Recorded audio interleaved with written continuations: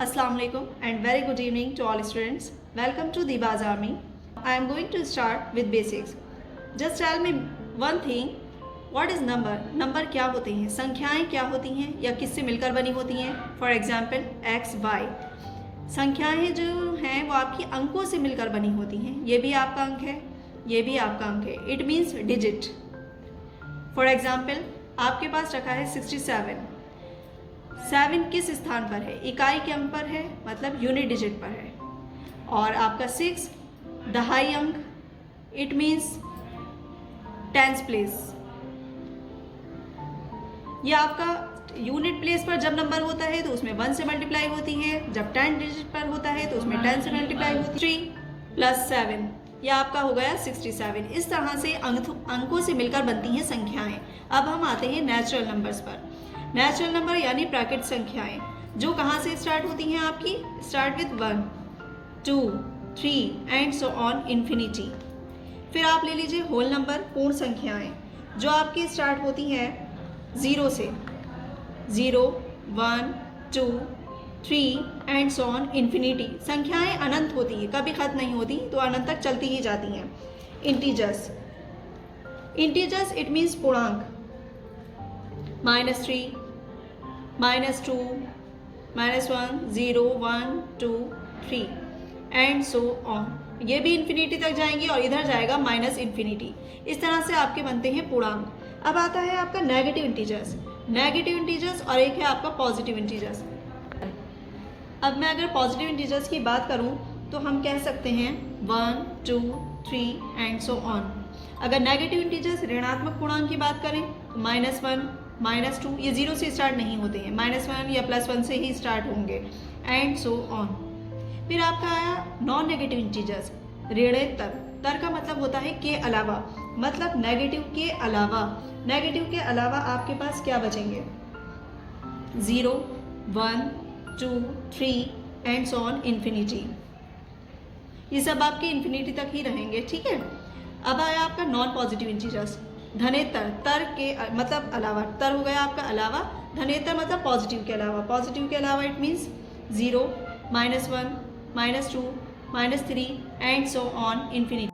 देखिए अभी हमने स्टार्ट किया था नेचुरल नंबर, प्राकृतिक संख्याएं इसमें. ठीक है. फिर उसके बाद आया होल नंबर. यूँ समझ लीजिए नेचुरल नंबर का बड़ा भाई है होल नंबर, फिर उसका बड़ा भाई है इंटीजर्स. इसी तरह से चलते जाएंगे. अब आता है आपका रेशनल नंबर, परिमेय संख्याएं. इसमें आपकी 2 कैटेगरीज होती हैं, टर्मिनेट और नॉन टर्मिनेट. टर्मिनेट मतलब शांत. इसे हम बोल सकते हैं ऐसे नंबर जिनको शांति मिल जाती है. For example 1/2. 1/2 को जब हम डिवाइड करेंगे तो 0.5 आएगा. ठीक है.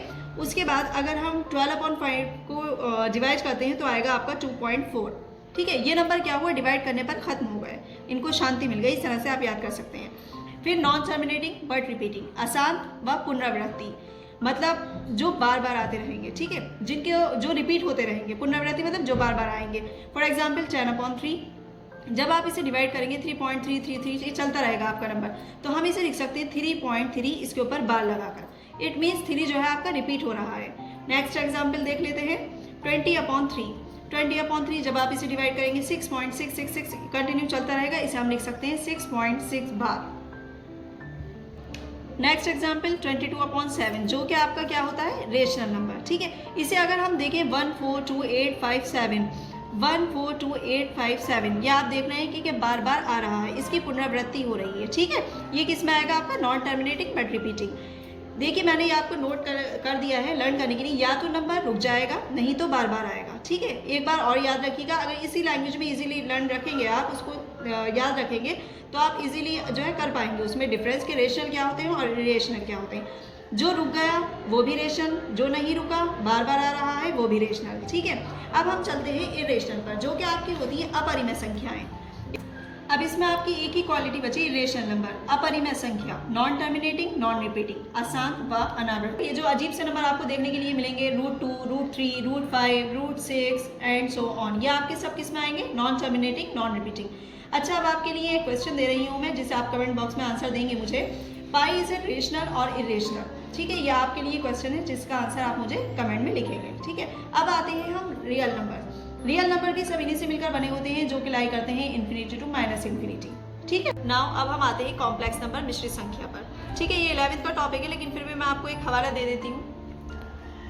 अब एग्जाम्पल लिया हमने x² - 1। मान लीजिए कोई इक्वेशन है हमारे पास x² - 1 = 0। ठीक है, तो ये हो जाएगा आपके पास x² = 1, x + -1। ये से तो आप ऐसे लिख सकते हैं, लेकिन अगर आपके पास कोई इक्वेशन ऐसे दे रखी हो x² + 1 = 0, तो आप इसे लिख सकते हैं x² - 1। लेकिन जब यहाँ से स्क्वायर रूट जाएगा तो ये आपका हो जाएगा +-1, that is complex number. Next, prime number, अभाज्य संख्या या असंयुक्त संख्या या ऋण संख्या जिसे हम बोलते हैं। ठीक है, अब इसमें सबसे ज़्यादा मोस्टली स्टूडेंट कंफ्यूज रहते हैं, इसलिए ध्यान से आप देखिए इसे क्या होता है। सिंपल सी एक डेफिनेशन है इसकी, 2 डिस्टिंक्ट फैक्टर्स, अलग अलग 2 भिन्न फैक्टर्स होते हैं। वो कौन से होते हैं?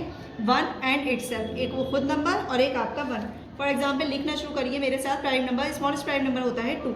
ठीक है, 2, 3, 5, 7, 11, 17 और आपका 13 भी है, 13 भी लिख लीजिए। 13, 17, 19, 23, 29, 31, 37, 41, 43, 47, 57, 59, 61, 67, 71, 73 और बताइए 79, 83, 89, 87। अब आप काउंट कीजिए कितने आपके प्राइम नंबर्स हो गए। स्टूडेंट्स, अगर हम काउंट करें 1 to 100 प्राइम नंबर्स जो आपके आएंगे वो आएंगे 25। आप काउंट कीजिए मेरे साथ साथ। 100, 1 to अगर आप काउंट करें 150 तक, 150 तक काउंट करेंगे तो आएंगे आपके 10 प्राइम नंबर्स। ठीक है, अब मेरे साथ साथ काउंट करते जाइएगा। 151 to 200 आपके आएंगे 11 तक।